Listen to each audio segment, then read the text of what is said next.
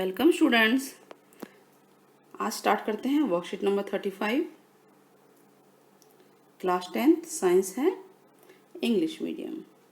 Metal and non metal बहुत ही important topic हमारा चैप्टर चल रहा है।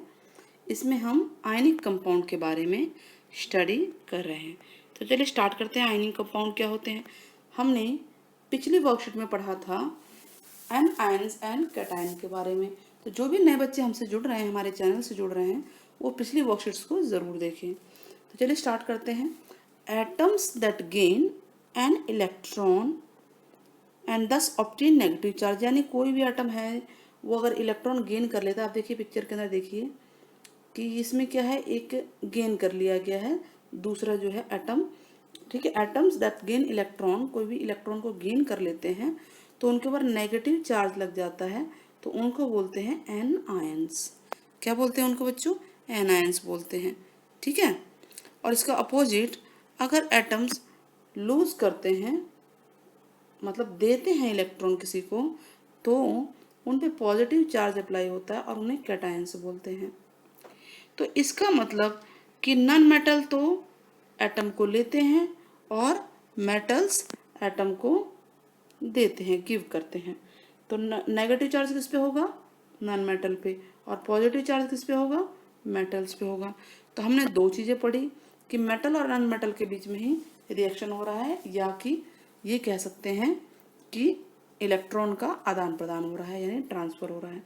तो दो तीन वर्ड आ गए, एनायन आ गया, कैटायंस आ गए। ठीक है, पॉजिटिव चार्ज है एंड नेगेटिव चार्ज। तो ये जो कंपाउंड बनेगा, इनके बीच में जब मेटल और नॉन मेटल मिलते हैं तो जो नई चीज़ बनती है उसे कंपाउंड बोलते हैं, और ये कंपाउंड कहलाता है आयनिक कंपाउंड। ठीक है, तो आयनिक कंपाउंड क्या होता है? जिसमें जो एटम्स हैं या तो दिए जाते हैं या फिर लिए जाते हैं, यानी टेक और गिवन का चलता है। समझ में आ गया आपको इतनी बात?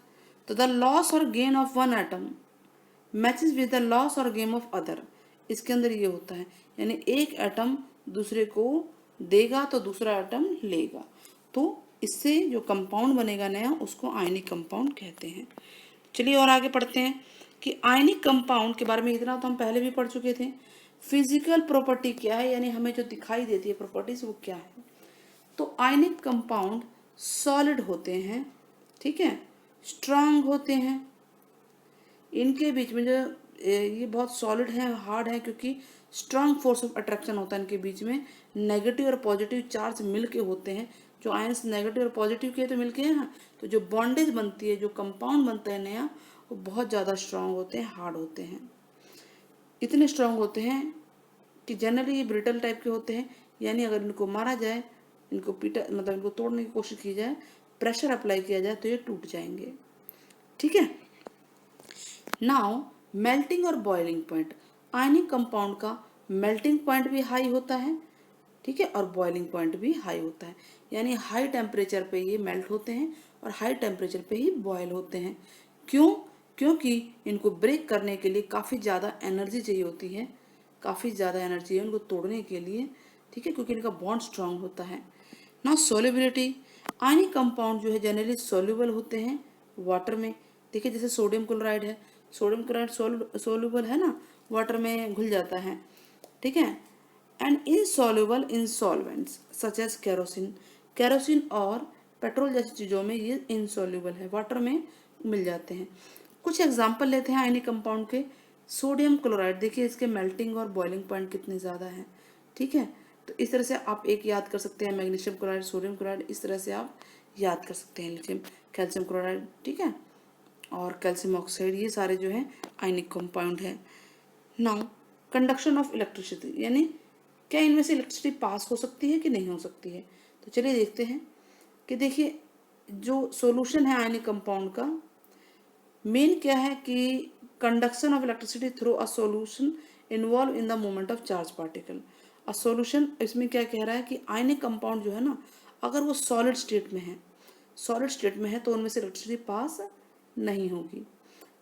बिकॉज बिकॉज सॉलिड स्टेट में जो है ना, वो काफ़ी रिजिड स्ट्रक्चर होता है। क्यों इलेक्ट्रिसिटी पास नहीं होती?